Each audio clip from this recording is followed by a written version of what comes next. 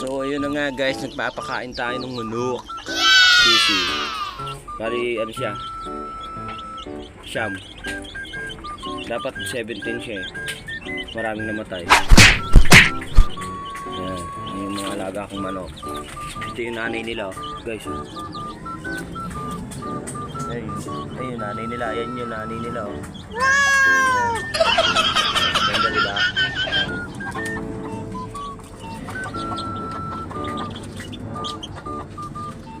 Yan.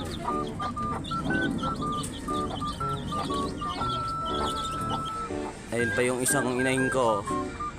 Yung barako ko, actually yung barako ko, tatay ng lahat. Pinatay ko kasi nanuluka. Dalawa na lang silang inahin guys, ayun o.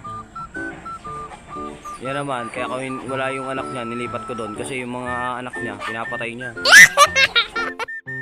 Yun guys, dito naman tayo sa alaga naming itik.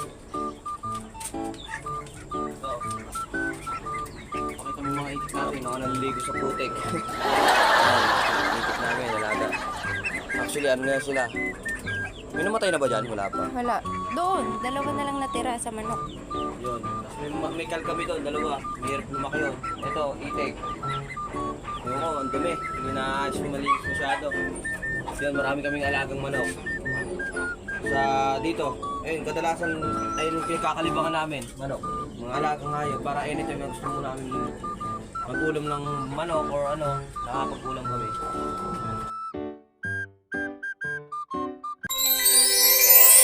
Merry Christmas! At ayun na nga, sana maging masaya ang inyong Pasko at New Year. Happy New Year nga pala sa ating lahat, no? Mag-iingat kayo palagi at God bless. Maraming salamat at walang sawang panonood sa aking mga video. Thank you, bye-bye!